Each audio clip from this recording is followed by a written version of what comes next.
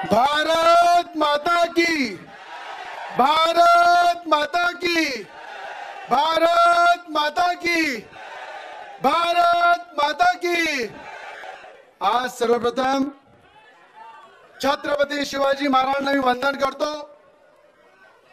Bharat Ratna doctor Babasaheb Ambedkar यांना अभिवादन करतो। श्री राम भगवंताला वंदन करतो, नमन करतो। पवनपुत्र हनुमान बजरंगबलीला सुद्धा त्यांच्या चरणी मी नमन करतो। या ठिकाणी सर्वप्रथम देशाचे पंतप्रधान, आपल्या सगळ्यांचे लाडके, प्रत्येक गोरगरिबांच्या हृदयामध्ये वास करणारे त्यांच्या चरणी सुद्धा मी नमन करतो, त्यांना वंदन करतो। या ठिकाणी उपस्थित आमचे महाराष्ट्राचे नेते, लोकप्रिय उपमुख्यमंत्री देवेंद्र फडणवीस साहेब, ज्यांना आज जनतेने या ठिकाणी त्यांचा फोटो वरती करून जे त्यांचं स्वागत केलं, हे साहेब स्वागत नाही आहे, यांच्या हृदयामध्ये तुम्ही आहे।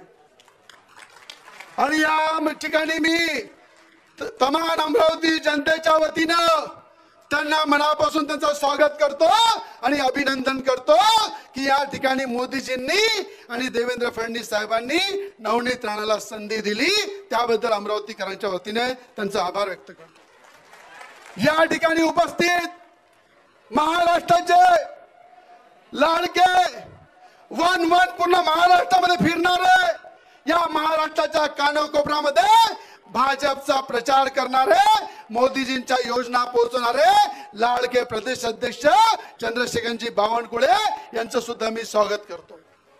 या ठिकाणी उपस्थित आदरणीय बोंडे साहेब आहे, आदरणीय आमचे कवाळे साहेब आहे, सचिन भाऊ आहे, आमचे तळस साहेब आहे, आदरणीय आमचे शहर अध्यक्ष प्रवीण भाऊ पोटे या ठिकाणी उपस्थित आहे, जगदीश भाऊ गुप्ता आहे, आमचे प्रताप दादा अडसळ आहे, अनेक या ठिकाणी आमचे देशमुख साहेब आहे, माजी आमदार या ठिकाणी अनेक या ठिकाणी उपस्थित, सगळ्यांचे नाव मी घेणार नाही, पण सगळ्यांच्या चरणी मी नमन करतो, सगळ्यांचा आशीर्वाद घेतो। या ठिकाणी मी जास्त काही बोलणार नाही, पण भाऊ, ज्यांचा विषय आज इथे कवाळे साहेबांनी काढला, ज्यांनी मला भाऊनी सांगितलं, जेव्हा एखादं लग्न असते तर नवरीच्या परिवाराने शांत राहिलं पाहिजे, सगळ्यांचं स्वागत केलं पाहिजे, सन्मान केला पाहिजे आणि सगळ्यांसोबत नम्र राहिलो पाहिजे। पण या ठिकाणी लक्षात ठेवा, रवी राणा कधी कधी 24 घंटे झुकला राहते।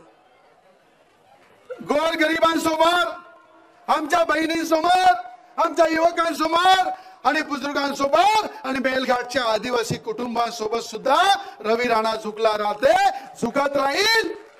पण या ठिकाणी आपल्याला एवढंच सांगतो की यावेळेस खासदार नवनीत राणा या जिल्ह्यामध्ये पुन्हा फॉर्म भरणार आहे आणि हा फॉर्म नाही भाऊ, हे विजय रॅली आहे। या विजय रॅलीचं स्वागत कोणा कापरामध्ये हे फक्त ट्रेलर आहे, 10% लोकच फक्त आलेले आहे, कारण फॉर्म भरायचा होता, म्हटलं 10% लोकांनाच विनंती केली या। पण जेव्हा या ठिकाणी अनेक सभा होईल, अमरावतीमध्ये पाय ठेवायला जागा राहणार नाही, हे गोरगरीब, सर्वसामान्य, सर्व जाती धर्माचे लोक या ठिकाणी कमळाला डोक्यावर घेऊन खऱ्या अर्थाने त्याचा विजय करेल आणि मोदीजींचे हात मजबूत करेल। मजबूत कराल ना? तिकडे दूर पक्का ना? आपकी बार, आपकी बार। आणि ज्यांनी 2 दिवसांनी फॉर्म भरला त्यांना सांगणं आहे की या ठिकाणी ही जनता जे आहे, देख लो आंखों से और कमल खिलेगा लाखों से, कमल खिलेगा लाखों से। आणि या ठिकाणी सगळे म्हणतात रवी राणा भाजप सोबत काऊन आहे? अरे मला सांगा, या देशामध्ये जर आपण जन्मलो, ज्या देशाच्या पंतप्रधानांनी या देशाला कुटुंब समजलाय, ज्या देशाच्या पंतप्रधानांनी अहोरात्र जीवन या देशासाठी दिलेलं आहे, जर त्या देशाच्या पंतप्रधानासाठी जर मी सोबत नाही राहिलो तर या देशामध्ये राहून माझा उपयोग नाही.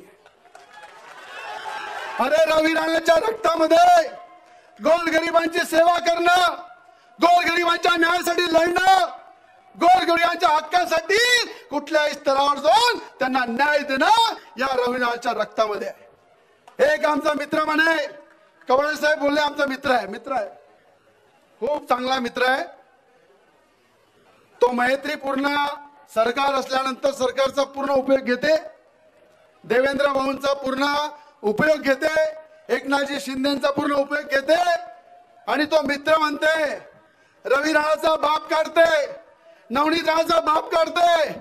अरे मोदी सरकारवर बोलते, मी त्या मित्राला सांगतो रवी राणाचा बाप हमाल होता, हमाली काम करत होता, माझ्या बापाचं नाव आहे हमाल. अरे नवनीत राणाचा बाप तो माझी सैनिक होता, त्या बॉर्डरवर लढला, अनेकांची सुरक्षा केली, सेवा केली, तो नवनीत राणाचा बाप. अरे आज ज्या घरामध्ये मी जन्मलो, मी भाऊला सांगितलं जेव्हा मी तुमच्या चांगल्या कामामध्ये साथ देऊ शकलो नाही तर मी राजकारणामध्ये राहणार नाही. राजकारण हा माझा धंदा नाहीये, राजकारण करून मी पोट भरत नाही, राजकारणामध्ये मी माझ्या संपत्त्या वाढवत नाही, मी राजकारणामध्ये जनतेची सेवा करण्यासाठी आलेला आहे. आणि मी आज इथे नवनीत राणा भाजपमध्ये गेल्या, त्या याच्यासाठी गेल्या की देशामध्ये पंतप्रधान जे काम करताय त्या कामाचं जर त्या फुलाची पंखडी जर बनू शकलो नाही, त्यांच्या एवढ्या योगदानासाठी एखादं नखून एवढं जर आपण साथ दिला नाही तर म्हणे आपला राजकारण काही करून उपयोग नाही. हे नवनीत राणाचे शब्द होते. अरे रवी राणाला म्हणतात की मोठी संपत्ती आहे. भाऊला विनंती करतो, जेवढ्या चौकशा करायच्या आहे उद्धव ठाकरेंनी 33 महिन्यामध्ये करून टाकल्या. 33 महिन्याच्या सरकारमध्ये हेच आमचे भाऊ, आमचे मित्र तिथे मंत्री होते, कामगार मंत्री होते, महिला बाल कल्याण मंत्री होते, आपलं इरिगेशनचे मंत्री होते. एवढा मंत्रीपद भोगताना मी 2.5 वर्षापासून चिल्लावत होतो की आमचा शेतकरी परेशान आहे, आमचा शेतकऱ्याच्या बांधावर उद्धव ठाकरे म्हणे येतो, अजून 2.5 वर्षात पत्ता नाही आहे. त्या सरकारमध्ये आमच्या जिल्ह्यातले 2 मंत्री होते. एक माझी बहीण तिवसा मतदारसंघातली आणि अचलपूरचा माझा भाऊ, हे दोन्ही मस्त 33 महिने मंत्रीपद भोगलं. मी त्यांना प्रश्न करतो, कोणत्या कामगाराचा तुम्ही उद्धार केला? कोणता अचलपूर मतदारसंघामध्ये एक प्रकल्प सांगा तो पूर्ण झाला? आणि मी छाती ठोकून सांगतो, या महाराष्ट्रातला विदर्भातला दुसरा प्रकल्प आहे पीडी प्रकल्प. त्या प्रकल्पामध्ये शेतकऱ्यांना जेव्हा काँग्रेस सरकार होती तेव्हा 1 लाखानं जमीन घेतल्या होत्या. जेव्हा देवेंद्र फडणवीस साहेब मुख्यमंत्री झाले ते 12.5 लाख रुपयांनी पैसे दिले आणि तो प्रकल्प पूर्ण झाला. अरे शेतकऱ्यासाठी 5 ते 6 वेळा जन्म झालं गेलो. हे मुख्यमंत्री होते उद्धव ठाकरे. त्या ठिकाणी शेतकऱ्याची परिस्थिती खराब होती. मोजरीला मी आंदोलन केलं, दिवाळीच्या 3 दिवसाआधी मला जेलमध्ये टाकलं. यातले अनेक शेतकरी माझ्यासोबत होते. तेव्हा आमचा भाऊ मंत्री होता, आमची बहीण मंत्री होती. तेव्हा त्यांना हे कळलं नाही की रवी राणा शेतकऱ्यासाठी जेलामध्ये गेलेला आहे, त्याला बाहेर काढलं पाहिजे. फोन करून सांगितलं की रवी राणाला सतरंजी देऊ नका, पाणी देऊ नका. आणि त्या ठिकाणी आम्ही दिवाळीच्या 1 दिवसाआधी अन्नत्याग आंदोलन केलं. जाऊन पाहून घ्या त्या जेलच्या डायरीमध्ये, दिवाळीच्या 2 दिवसाआधी आणि 1 दिवसापर्यंत आम्ही जेवण केलं नाही, अन्न त्याग केलं. शेतकऱ्याची दिवाळी काळी होता तर रवी राणा सुद्धा आंध्रामध्ये राहायला तयार आहे. आणि त्या ठिकाणी ते बोलले नाही, त्या ठिकाणी त्यांनी एक शब्द काढला नाही. अरे या ठिकाणी मेलघाट मध्ये आम्ही होळी करायला जातो. आता होळीच्या दिवशी 3 कुटुंब त्या ठिकाणी रस्त्यावर ऍक्सिडेंट मध्ये मरण पावले. या ठिकाणी तुम्ही पाहिलं, या ठिकाणी त्या ठिकाणी दादरामध्ये जे कुटुंबाचा मृत्यू झाला त्यांच्या त्या ठिकाणी पूर्ण परिवार खतम झाला. फक्त त्या ठिकाणी 2 मुली होत्या, लहान लहान, त्यांचा करणारा कोणी नव्हतं. तिथले मयत मध्ये सुद्धा मी केली. तिथले त्याचा जो काही त्या महिलेचा पूर्ण जो 10 दिवसाचा खर्च तो केला. आणि त्या दोन्ही मुलींना आम्ही दत्तक घेतलं की त्या मुलीचं कुटुंबाचं पुन्हा पालन पोषण करू. या ठिकाणी त्या तरुण मेलघाट मध्ये त्या दिवशी 2 लहान मुलं आणि त्यांचं कुटुंब रस्त्यामध्ये खतम झालं. त्या कुटुंबामध्ये भाऊ फक्त 85 वर्षाचे आई वडील होते. ते कुटुंब झोपडीमध्ये राहत होतं. त्यांना कोणी मागे पुढे नव्हतं. त्या कुटुंबाचं घर नवनीत राणाने स्वतःच्या पगारातून बांधून देण्याचं काम सुरू केलं आणि त्या कुटुंबाची पालन पोषणची जबाबदारी घेतली. या ठिकाणी मेलघाट मध्ये पर्वताच्या पायथ्याशी मागे माझी सैनिक बॉर्डर मरण पावला. त्या ठिकाणी नवनीताच्या पगारामधून त्यांना घर बांधून दिलं. घर बांधण्यासाठी पैसे दिले. या ठिकाणी मातंग समाजाचा कार्यकर्ता जो खऱ्या अर्थाने भीक मागून त्या ठिकाणी आपलं पोट भरत होता, मागच्या दहीहंडीला देवेंद्र फडणवीस साहेबांच्या हातून त्याला चाबी दिली. तो राहायला गेला आपल्याकडे. असे अनेक कुटुंब जे आमच्या ताई आहे त्यांच्या मोजरीमध्ये सुद्धा नवनीत राणाचे हात पकडून एक म्हातारी बाई घरी घेऊन गेली. तिला झोपायला जागा नव्हती. ते घर नवनीत राणाने बनवून दिलं. अरे ही संपत्ती माझी आहे. या गरिबांचे घर माझे आहे. तुमच्या 33 महिन्याच्या सरकारने माझ्या नखूंपासून तर केसापर्यंत पूर्ण चौकशा लावल्या होत्या. तुम्ही तेव्हा माझं काही बिघडू शकले नाही. आता इथं खोटं बोलता पण रेटून बोलता. हे सगळ्या जनतेला करते. एकच नारा आहे त्यांचा भाऊचा आमच्या की नवनीत राणाला पाळायचं आहे. अरे नवनीत राणाला पाळायचं आहे तर निवडून कोणाला आणायचं आहे? फक्त नवनीत राणाला पाळायचं आहे.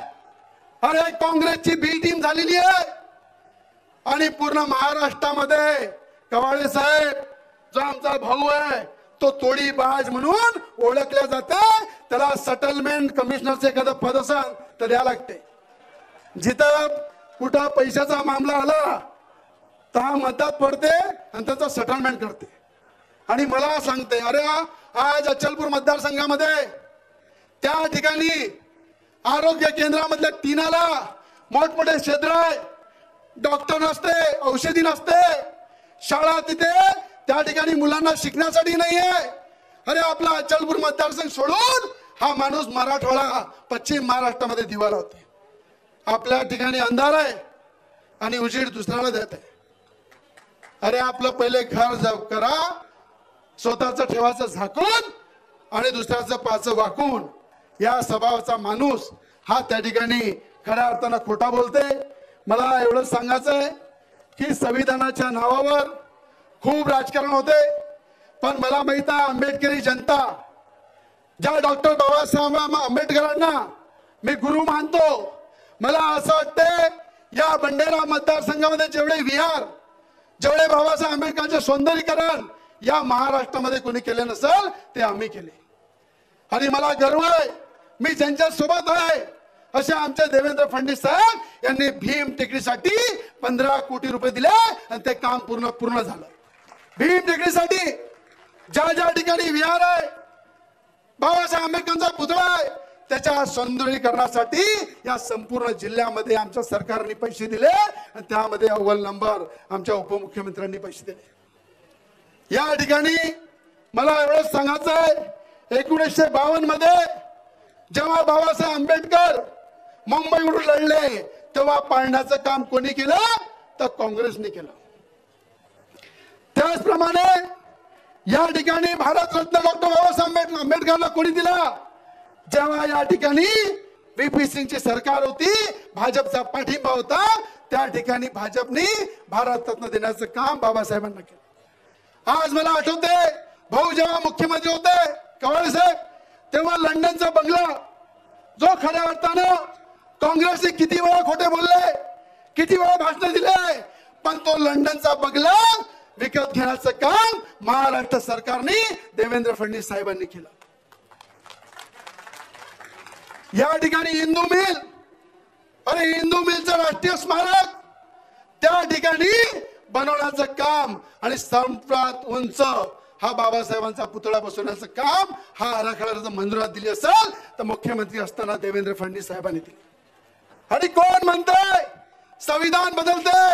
अरे ज्यांनी याच्या राजकारण सुरू केलंय मी त्यांना ठोक बजावून सांगतो, आमची बुद्धी जनता, बाबासाहेबांना मानणारी जनता हे मोठ्या प्रमाणामध्ये या कमळाला मतदान करेल, नवनीत राणाला आशीर्वाद देईल. कारण की देशाच्या पंतप्रधानांनी या गोरगरिबांना घरकुल दिलेले आहे. देशाच्या पंतप्रधानांनी या ठिकाणी सगळ्यांना न्याय दिलेला आहे. एक अजून मी भाऊबद्दल सांगेल की मी त्यांच्यासोबत काहून आहे.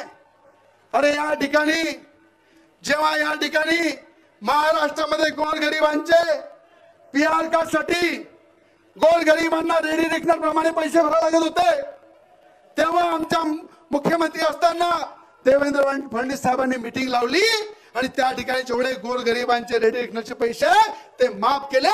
फक्त 500,000 रुपयामध्ये PR कार्ड भेटते. मी भाऊ 40,000च्या वर PR कार्ड वाटले. आता आचारसंहिता लागायच्या आधी जवळपास 15 ते 20,000 PR कार्ड मी स्वतः वाटले.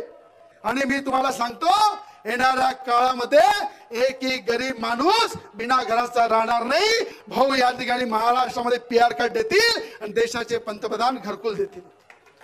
मला अजून एक अभिनंदन करायचं आहे की या ठिकाणी OBC साठी पहिल्यांदा या देशामध्ये OBC साठी जर कोणी घरकुल मंजूर केले असेल तर 13,000 घरकुल देशाच्या पंतप्रधानांनी अमरावती जिल्ह्यासाठी दिले. सगळ्या क्षेत्राचा विकास झाला पाहिजे. सगळ्यांच्या या ठिकाणी आमच्या भावाच्या खूप प्रॉपर्टी आहे पण मी गिनणार नाही. त्याला माझं सांगणं आहे की तू माझा मोठा भाऊ आहे, 20 वर्षापासून इथे राजकारण करत आहे. बेटा राजकारण जास्त करू नको, इथे रवी राणा सुद्धा आहे. आणि रवी राणा हा मोठ्या लोकांसमोर, गोरगरिबांसमोर, शेतकऱ्यांसमोर अहोरात्र झुकत राहते, अहोरात्र सेवा करत राहते. अहोरात्र लोकांच्या बिमारी असो, शिक्षण असो, किंवा लग्न असो, कुठलाही प्रसंग असो, रवी राणा रक्ताचं पाणी करते आणि त्या ठिकाणी लोकांना मदत करते.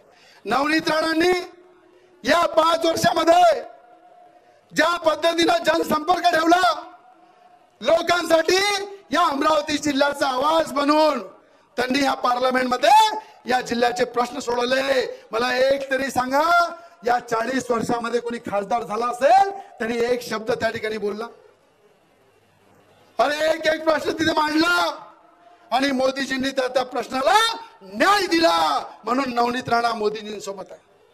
मला अजूनही आठवते भाऊ, जेव्हा मोदीजींच्या आई वारल्या तेव्हा मी पाहिलं या महाराष्ट्र देशाचा पंतप्रधान जेव्हा आई वारल्यानंतर त्या आईचं कर्तव्य निभावलं गेला आणि 2 वाजता नंतर पुन्हा देशाच्या कर्तव्यासाठी लागला. असा पंतप्रधान मी जन्मलो तेव्हा असं पाहिला नाही. आज तुम्ही पाहिलंय नवनीत राणा जर ह्या 2200 गावामध्ये 4-4, 5-5 वेळा जाऊन आलेले आहे. पहिले खासदार 200 गावामध्ये सुद्धा जात नव्हते. आणि या ठिकाणी मी एवढं सांगेल, हात जोडून विनंती करेल की ताकद आहे माझी, ही भारतीय जनता पार्टी, राष्ट्रवादी, RPI, शिवसेना, युवा स्वाभिमान पार्टी, आमचे सगळे जे 11 पक्ष आहे, ही कमळाला खऱ्या अर्थानं 3 लाखापेक्षा जास्त मतांनी निवडून देईन हा माझा विश्वास आहे. हे सगळे आमचे मायबाप आहेत. सगळ्यांचा आशीर्वाद घेतो. काही राहिलेले विषय नंतर घेऊ आणि सगळ्यांना या ठिकाणी साष्टांग नमस्कार करतो. आणि या ठिकाणी